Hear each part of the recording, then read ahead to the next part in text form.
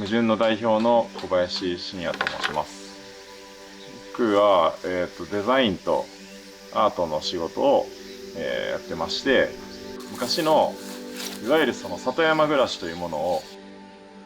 取り戻して、かつ何かこう未来につながるような形にできないかなと思って活動してます。この地域は島根県の温泉津っていう場所なんですけど、大学生の頃からこの辺りを好きで何度も何度も足を運んでまして、石州足さんとか石州河原さんとか石見焼とか、あと神楽関係ですね、神楽面とか、石見神楽もたくさん見に行きましたし、なんか本当にこう独特の文化があるなと思ってます。僕は他県でいろんなところのその地場産業とか伝統工芸とか、デザインの仕事で依頼をいただいて問題解決をしようとしてきたんですけど、どこの地域も大体まず後継者がいないですね。本当にほとんどのところで後継者問題っていうのはかなり深刻でして、で本当にこう途絶える瞬間っていうのはあっけないもので、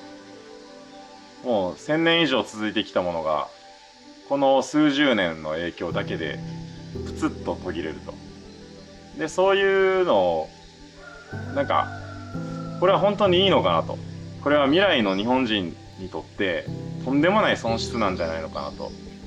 思ってます。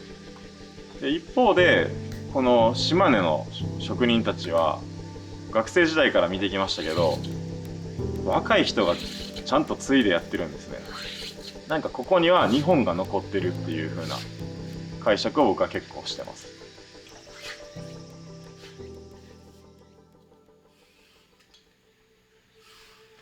山内優と申します。私がしているものは紙布といって、和紙を素材にした布になります。和紙をまずこの W 字型に折りたたんで、それをカッターで切っていくっていう工程をしています。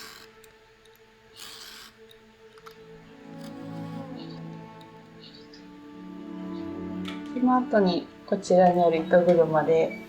回転をかけて強くするっていう作業をしています。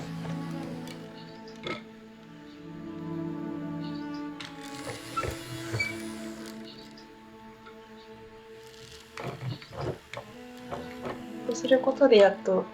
和紙1枚から1日かけて糸を作ることができます。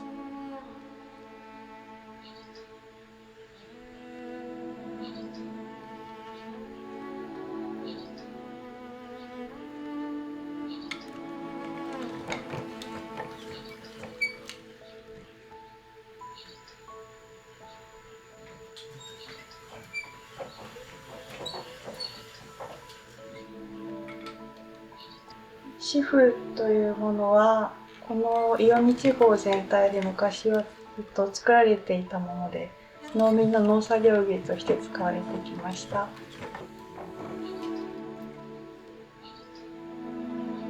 この紙布っていうのはすごくこの速乾性があって、この山陰のすごく湿潤な湿度が多い地域にはすごく適した素材だったんだろうなっていうふうに思っています。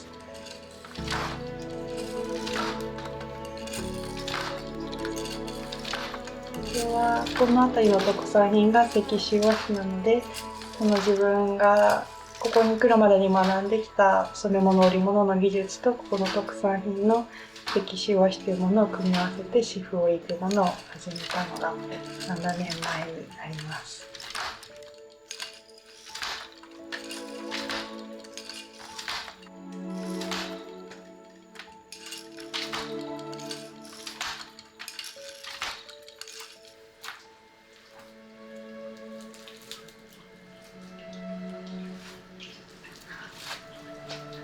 明治大正ぐらいまではまだ7、80件とかもっとたくさんの患者さんがありましたけど、今は4件しかありません。4工房で全部で職人さん合わせて27人ぐらいかな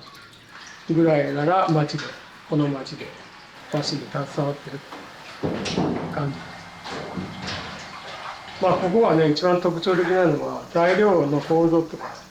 そういう材料を全部地元で賄える自家栽培も含めそういうふうな農家さんと契約しながらここの町でここの材料が全て賄えるっていう日本でも珍しいところなんですけど、和紙って酸性にもアルカリ性にも偏らずちょうど中間ぐらいのpHのところで持っているので長く保存が効く100年200年1000年ともというのが和紙の特徴。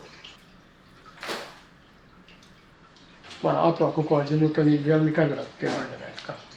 神楽のお面を作ったりおろしを作ったり舞台装置を作ったりというところにここの地元の紙っていうのは使われてます。だからそういう用途も結構、重要なんですよね。地元でそういうふうのができるというね。これを仮に木で作ったら怒って泣いて、3枚重ねってあんまやんないですけど笑って。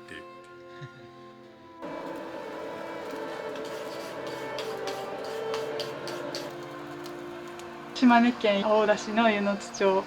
の里山で、鍛冶屋をしている山口小春と申します。野鍛冶の特徴なんですけど、お客さんが、直接注文に来てその方に販売するっていう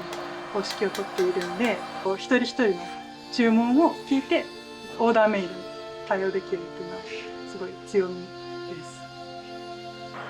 私は全然まだまだなんですけど、鍛冶屋さんのすごいところって作った道具のその先にまたものづくりがあるっていうのが素晴らしい仕事だと私は思ってま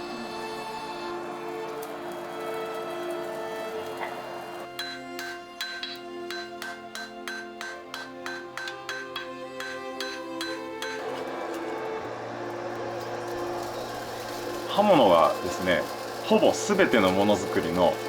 中で必要なものです。その野鍛冶という存在はインフラそのもののような存在で、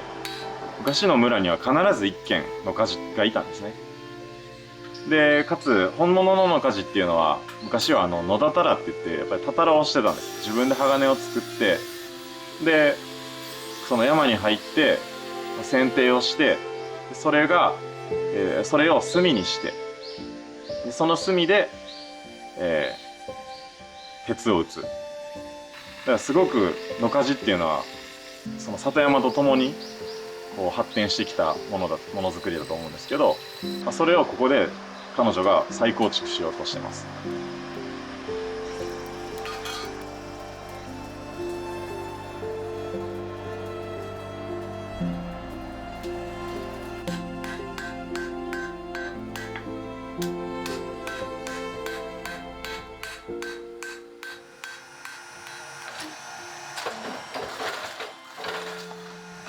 弊社は今創業して219年目になります。石州瓦で木町瓦という赤茶色の瓦を作ってる、メーカーで木町石を使った釉薬を使うことが特徴で、非常に高温で焼く1350度という世界で一番高い温度で焼くっていうのが、うちの瓦の特徴です。瓦っていうものはほとんどどこの、地方でもそうなんですけど、地元の土を使って地元の釉薬を使って全てその国産のもので、使ってる、ある意味非常にエコな素材で100年200年と、その家を守り続ける、建材になってます。新しいことに挑戦しない製造業はね、変な話僕は市場から撤退するべきだと思って、常にやっぱりその新しいことをやるから、逆に僕らがそのね先代から伝わってきた200年前の技術とかそういったものがなぜいいのかっていうことがすごく分かりやすいんですよね。